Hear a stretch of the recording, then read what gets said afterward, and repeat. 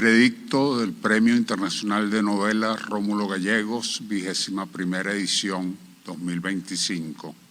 Otorgamos por unanimidad el premio a El simulacro de los espejos del escritor argentino Vicente Batista.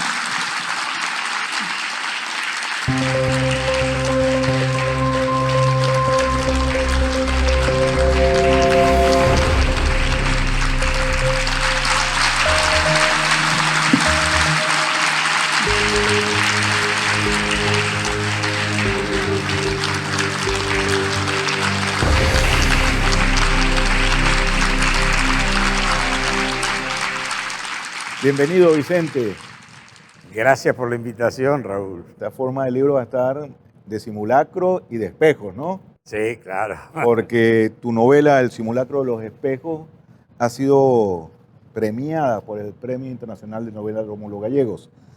Es realmente un honor tenerte en la forma del libro y que compartas con nosotros aquí en Caracas la visión que tienes sobre tu novela, sobre el Premio Rómulo Gallegos y bueno, sobre la vida misma. Bueno, que tenemos 4 o 5 horas. No, pero podemos resumirla. Bueno, resumamos entonces. La vida la dejo para el final. Sí, la dejamos o intermedio. Voy por el premio, que otra cosa que una enorme alegría de recibir un premio de esta magnitud, con un jurado de esa magnitud, en un concurso que se caracteriza por su transparencia. Yo siempre digo, doy fe de 2 concursos transparentes de cabo a rabo, que son el de Casa de las Américas y el de literatura, del Rómulo Gallegos, de literatura. ¿Por qué digo eso? No es una fantasía porque uno es pro-cubano, pro-venezolano. Es porque me tocó ser en un momento jurado del Rómulo Gallegos y anteriormente fui jurado del Casa de las Américas. En ambos casos recibí no una selección ordenada por un prejurado que dijo esta va, esta no va, esta. Recibí todas las novelas. Los testigos, en aquella época era pandemia, creo, y yo recibí las novelas por vía internet. En Casa de las Américas no, todavía la pandemia ni siquiera había la fantasía que pudiera existir ese arreglo. Casa de las Américas, viajé a La Habana, en La Habana junto con el resto del jurado nos trasladaron a Cienfuegos. Dijeron, acá se quedan una semana, lean, opinen y después vuelvan con la opinión tomada. Así que me encontré con todos los originales. Casi todo esto de los jurados que tú estás comentando, pareciera que estás hablando también de un encierro, ¿no? Claro, sí. En el Rómulo Gallegos no fui encierro porque era el encierro en mi casa. Claro. Pero en Casa de las Américas era un encierro agradable. Cienfuegos es un lugar precioso de mar y qué sé yo. Y estábamos todo el jurado, diferentes jurados, diferentes premios. Bueno, durante el día no teníamos otra cosa que hacer que leer. Un hotel muy confortable, exquisita comida al mediodía. Y recién a la noche nos encontramos con el resto del jurado y ya era un poco de fiesta. Era charlar, reírse, contar cuentos, cantar, qué sé. Después llegaba la hora de dormir y a la mañana siguiente desayuno y empezar a leer. Pero no lo vi como un encierro, o si lo vi como un encierro, fue un encierro similar al de los personajes de mi novela, que parecen estar muy bien, muy felices en ese sitio. Cuando un escritor se coloca en la posición de escribir, de hacer una novela, de escribir una novela, ¿cómo surge el simulacro de los espejos? Bueno, en mi caso vuelvo a un encierro.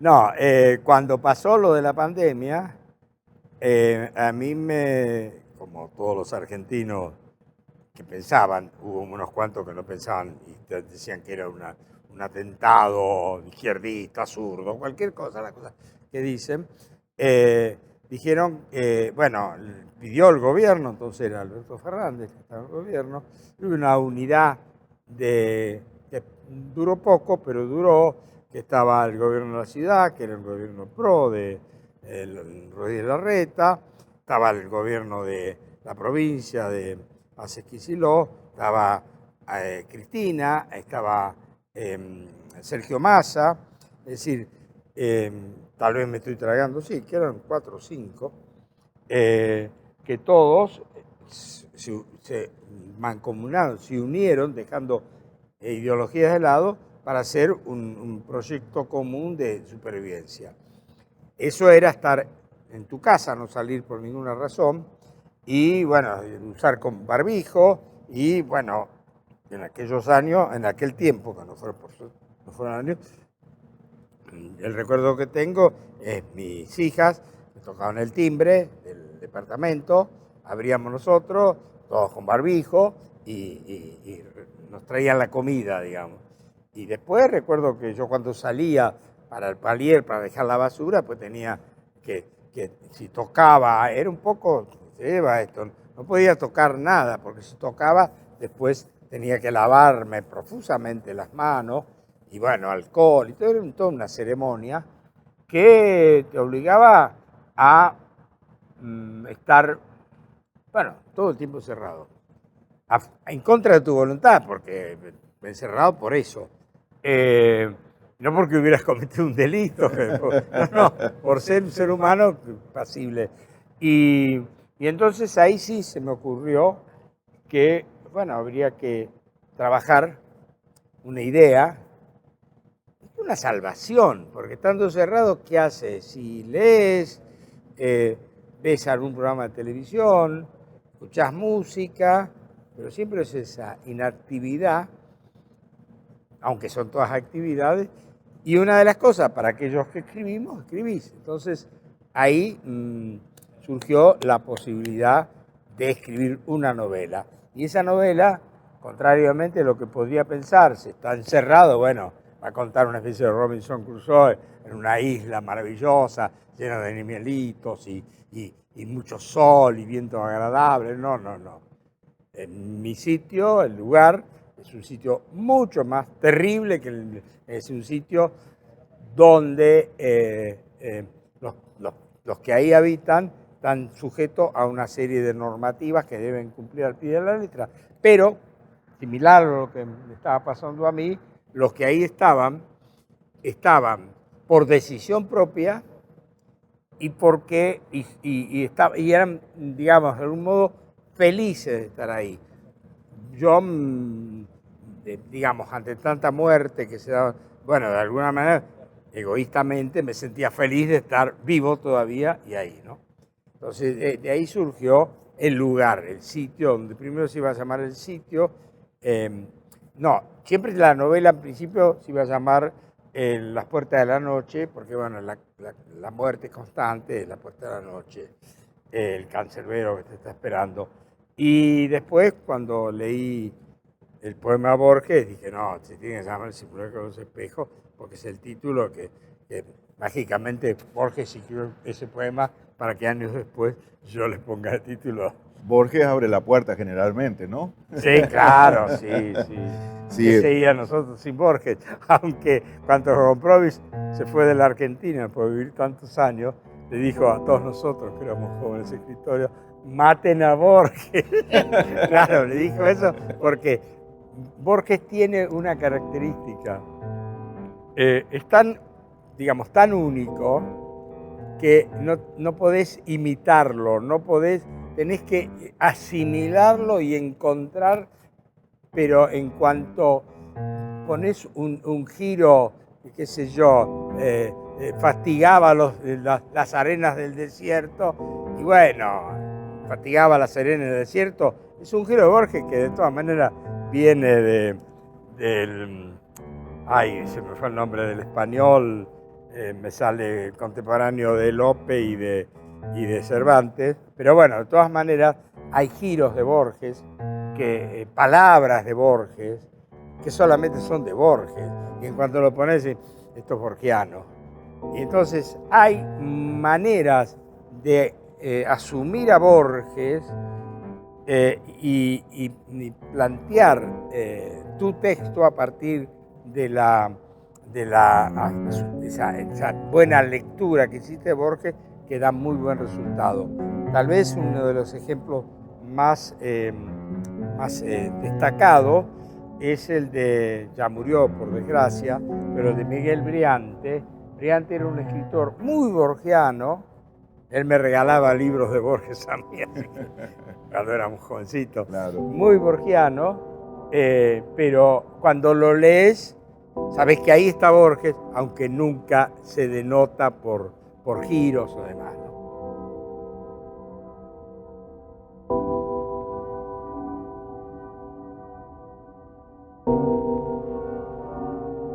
¿Cómo lograste como escritor? Porque además tu literatura comienza con lo breve, la narrativa breve, el cuento. Sí. Iba a terminar así.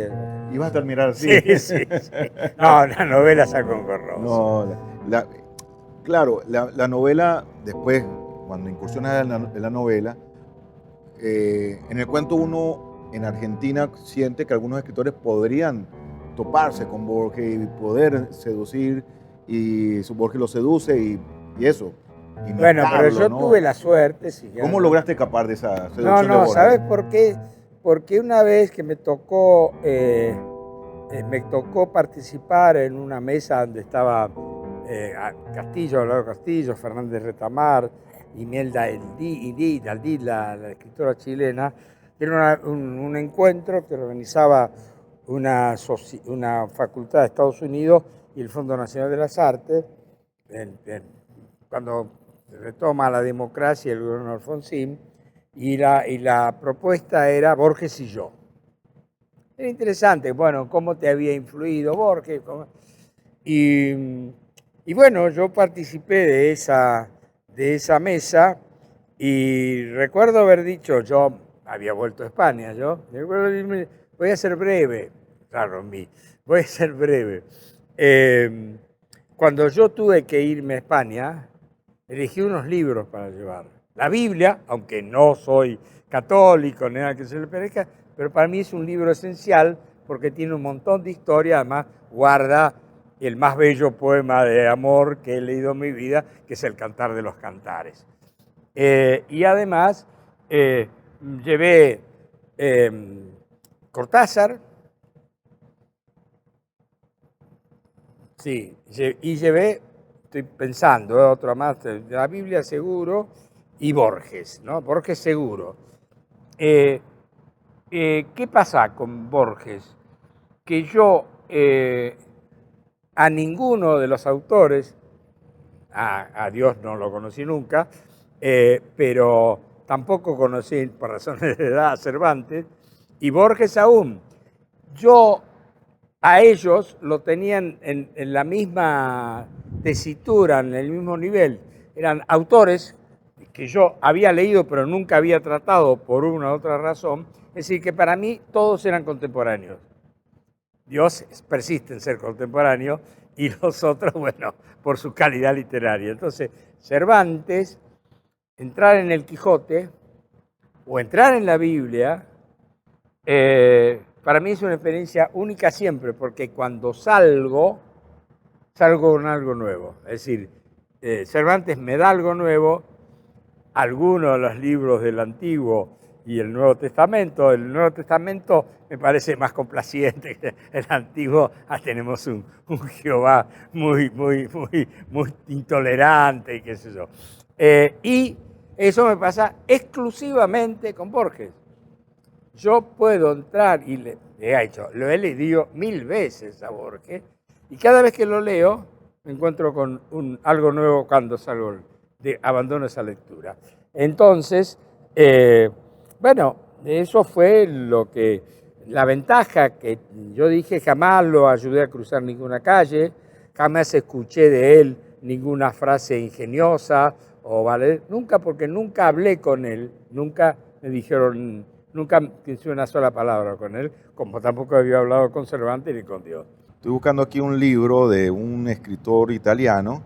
¿Cuál de ellos? Giorgio Agamben, creo que se llama. Sí.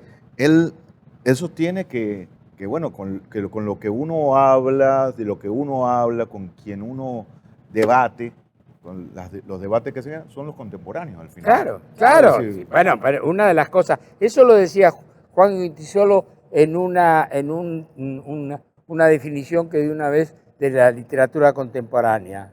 Dijo, la literatura contemporánea no es porque se convirtió en un escritor famoso y bueno, y entonces lo estudiamos en la escuela. No, la literatura contemporánea es que cuando leemos a Cervantes estamos leyendo algo que está pasando ahora.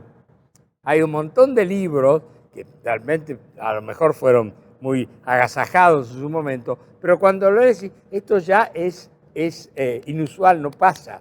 Incluso con aquellos libros que proyectan el futuro, estoy hablando, que vinculado con este libro, de Huxley, del ruso, y el nombre no me debe correr, Tinsinim, que escribió Nosotros, una gran novela donde sucede una sociedad toda mecanizada, matemáticamente mecanizada, y por supuesto Orwell, 1984.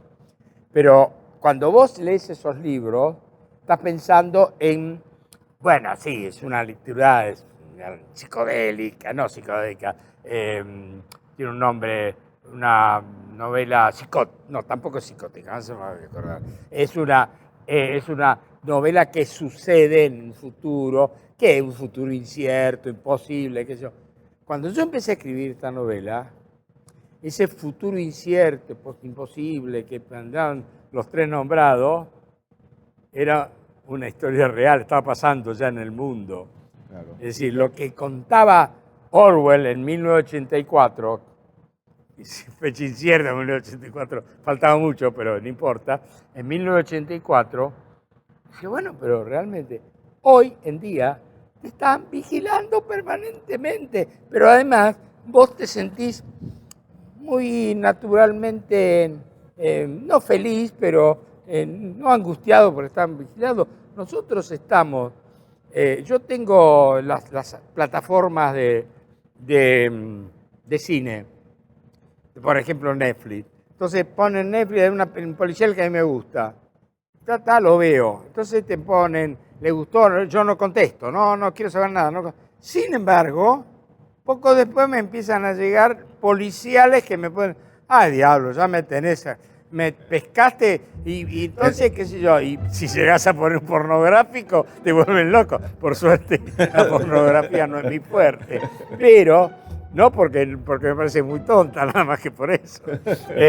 Y entonces, a partir de ahí, decir, claro, pero ahora estás, digamos, ahora se supone que no se puede fumar en un vehículo y, digamos, no se puede fumar en las habitaciones en un hotel. Bien, perfecto. Yo voy a fumar. ¡Pi, pi, pi! ¡Ay, diablo! Me pescaron y me estuvieron vigilando. Siempre está vigilado. Estoy vigilado, entonces todo eso me resulta, pero eso multiplicado por 1000, pasa a cada rato.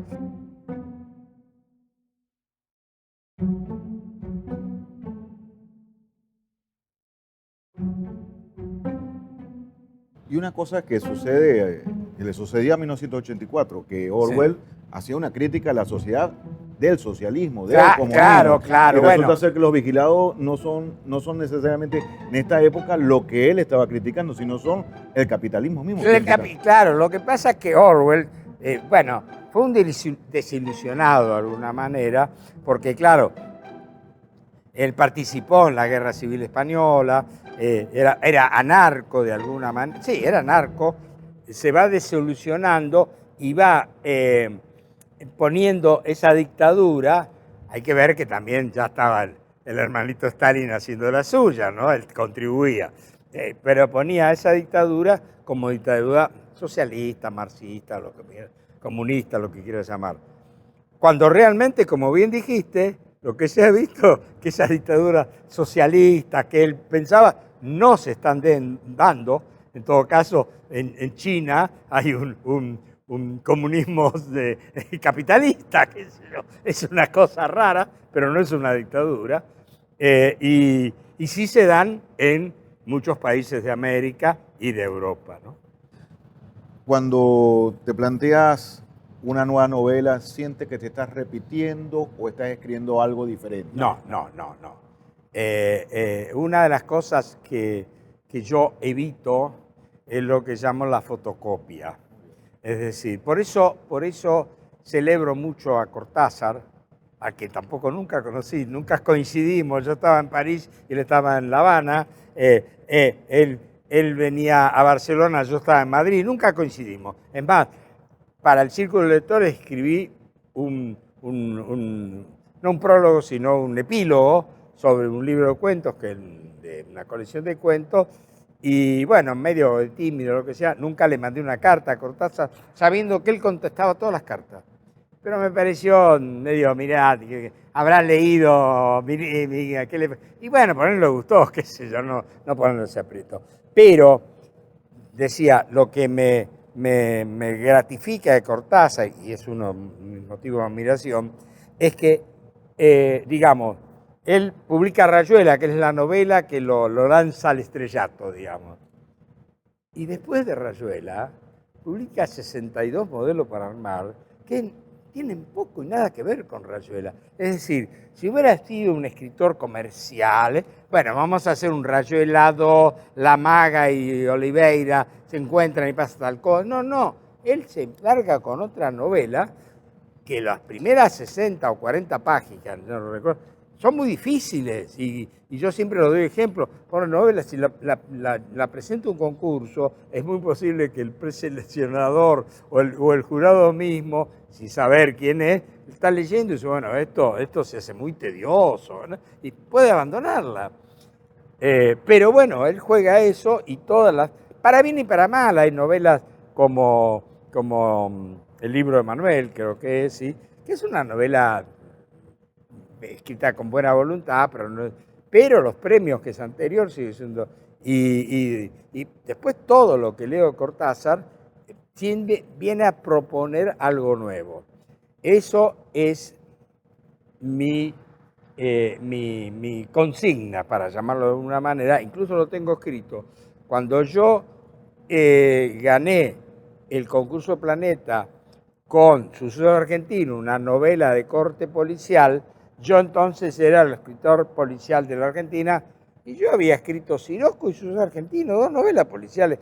Me encanta el policial, soy un devoto lector de policiales, creo que el policial encierra gran literatura, pero no soy un lector, pero me dieron ese mote.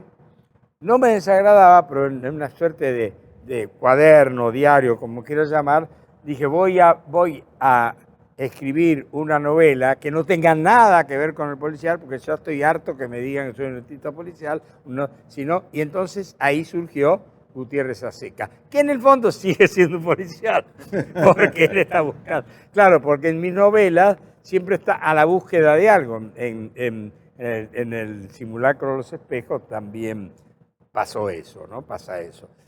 Así que cuando yo escribo termino de escribir Gutiérrez Aseca, tiene buena acogida, la leen bien, se traduce y qué sé yo, y entonces ahí me tomo un descanso y escribo Suceso Argentino. No, perdón, y escribo Suceso Argentino, y escribo Cuaderno del Ausente. Y después escribo, casi a pedido de la editorial, escribo Ojos que no ven, con los mismos personajes. Después, ¡ay, qué bien! Y después... Y está llegando la edición venezolana. Perdón, voy a cortar mi discurso para ver la edición de mi novela, El Simulacro, de Monte Ávila. Muy linda, che, muy bien. Muy bien. Muy bien. Muy linda.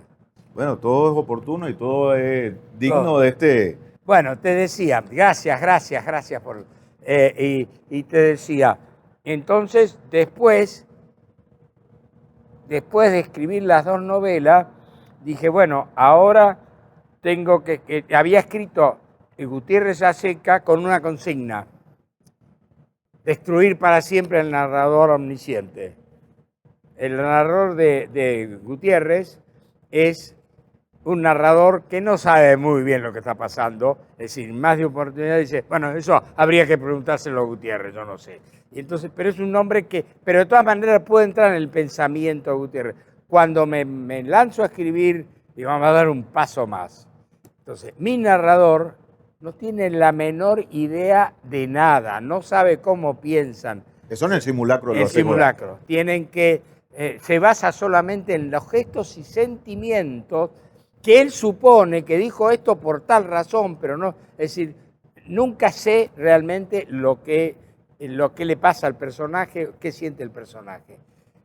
Fue bastante engorroso porque estaba escribiendo y decía, no, ahora esto que estoy diciendo no lo puedo decir porque ahí me metí como narrador y estoy diciendo que Entonces eso lo cuida mucho, por ahí se me escapó en alguno, pero espero que me sepan perdonar, pero siempre si lees vas a encontrar eso. Sí, bueno, tienes bastantes referencias, bastante no, unas cuantas referencias literarias, que está Philip K. Dick, está... Abelardo le decía, Abelardo, y lo escribió en su diario además, dice, Vicente tiene la característica de copiar a mucha gente, pero lo hace con tanta astucia que pasa, pero digo, mirá, es pero incluso en homenaje a Abelardo hay una novela mía, creo que es Siroco, sí, Siroco, que él le está diciendo una serie de cosas, mirá, un hombre cuando está con la muchacha que han sido menor que él y qué sé yo, tiene una serie de problemas, y le dice, bueno, pero un hombre que deja de mirar a una mujer cuando se está vistiendo, y dice, bonito, le dice, sí, pero no es mío, dice, no digo quién es. Y acá, en esta novela, habrá visto que, claro, yo le digo directamente, por ahí un personaje dice, preferiría no hacerlo, y es Vertebrae, pero además no solamente eso, yo me tomé el trabajo de cerrar ese capítulo con esa frase, y como la cierra Melville, con prácticamente las mismas palabras. Es un cachito de Melville puesto ahí. Y como eso hay montones, bueno, Philip Dick, que lo acabas de señalar, montones. Pero más allá de eso, has trabajado en otras novelas, por ejemplo, la anterior, Ojo que nos ven, también Sí. trabajaste con la música, Claro. con el cine. Claro. Es decir, nunca desperdicias los No, momentos. no, yo creo que aún estés escribiendo un cuento, digamos, vamos a decir, una especie de Torito de Cortázar, algo podés meter que dice, bueno, sí, pero acá esto que está pasando es una referencia, ojo, que tranquilamente puede pertenecer a Torito, pero ni se me ha ocurrido que fuera así. Pero eso es natural, de la misma manera que le escapo a todo lo que sea pintoresquismo, es decir, vos no sé si leíste Siroco, pero Siroco pasa en Canarias, es una novela que sucede en Canarias, y yo hago 3 o 4 referencias de Canarias, nada más. No, yo estaba contando hoy que el primer cuento que me premiaron era Joven y Fuerte, yo tenía 24, 23, 24 años, era un cuento que se llama Al Bocha le dicen, y que lo hacía, era mi primer premio, así que lo festejé a horrores, que lo hacían, lo convocaba el premio una cooperativa de La Boca. Barrio de La Boca, lo conocés, qué sé yo, una cooperativa de La Boca, y tenía una sola condición, tenía que suceder en La Boca. Cáspita, ¿qué hago? Pero me acordé que yo tenía un cuento que se llama Al Bocha le dicen, que comienza con estas palabras. Vivíamos en la esquina de Gaboto y Bransen, 2 calles a una cuadra del puerto. Y a partir de ahí no hay ninguna otra referencia más. Después está la traición y todo, ¿no? Pero bueno, estoy hablando, dije dónde vivíamos, y lo premiaron. Me puse muy contento y qué sé yo, pero jamás no me parece correcto. No me parece correcto porque lees a los grandes maestros, qué sé yo. Vos lees El Jugador de Dostoyevski, o lees Noches Blancas, y no te escriben. Y eso que tenían más necesidad de escribir. respeto al gran Tolstoy cuando en Guerra y Paz te cuenta toda la batalla de Waterloo. Bueno, claro, hay que entenderlo. Ahora todo el mundo sabe. Pones Google Waterloo y te lo tenés todo. Entonces ya no es medio ridículo, aunque los hay, los bestsellers, esos bestsellers te la cuentan igual. Medio ridículo que yo te cuente, qué sé yo, la epopeya de Bolívar, salvo que sea García Márquez y entonces encuentra esta historia, hacia esa formidable novela del Libertador. Gracias, Vicente, por estar en la forma del gracias libro. por recibirme y aguantarme, soy muy charlatán. No, a partir de aquí desaparecemos. ¿Quieres a cortar? No, bueno, gracias, Vicente. Gracias, además me dan la alegría de otro libro más.